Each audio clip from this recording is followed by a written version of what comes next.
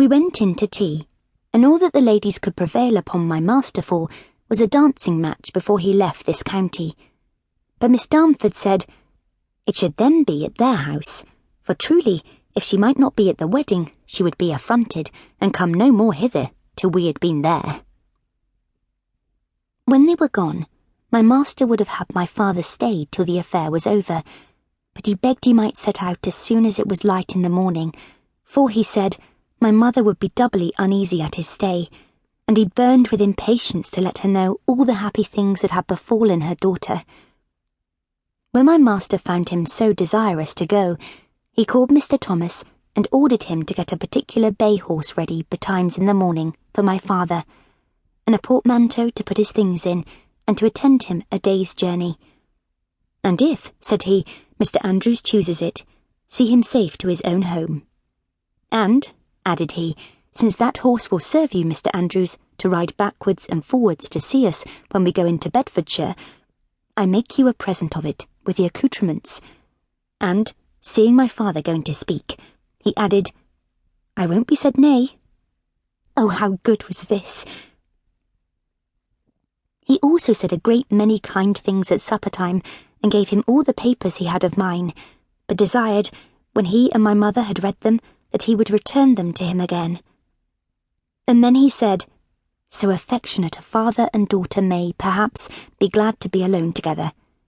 Therefore, remember me to your good wife, and tell her it will not be long, I hope, before I see you together, on a visit to your daughter at my other house.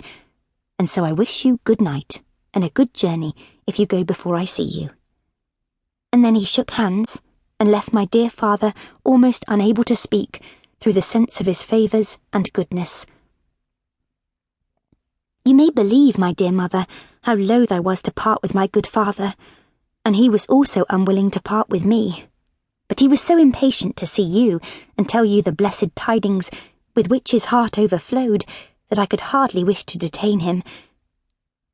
Mrs. Jewkes brought 2 bottles of cherry brandy, and 2 of cinnamon water, and some cake, and they were put up in the portmanteau with my father's newly presented clothes, for he said he would not, for anything, be seen in them in his neighbourhood till I was actually known by everybody to be married, nor would he lay out any part of the 20 guineas till then neither, for fear of reflections, and then he would consult me as to what he would buy.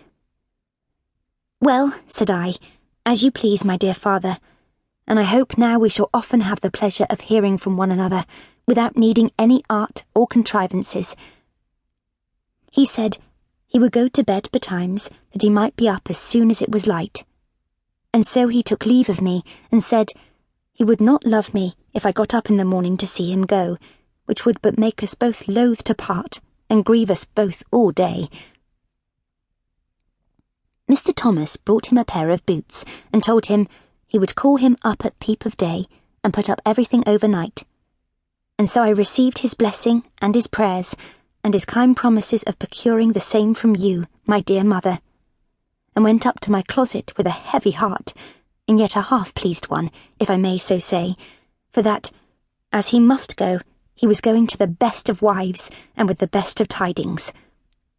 But I begged he would not work so hard as he had done, for I was sure my master would not have given him 20 guineas for clothes, if he had not designed to do something else for him, and that he should be the less concerned at receiving benefits from my good master, because he, who had so many persons to employ in his large possessions, could make him serviceable to a degree equivalent without hurting anybody else. He promised me fair, and pray, dear mother, see he performs. I hope my master will not see this, for I will not send it you at present, till I can send you the best of news, and the rather, as my dear father can supply the greatest part of what I have written, since the papers he carries you, by his own observation.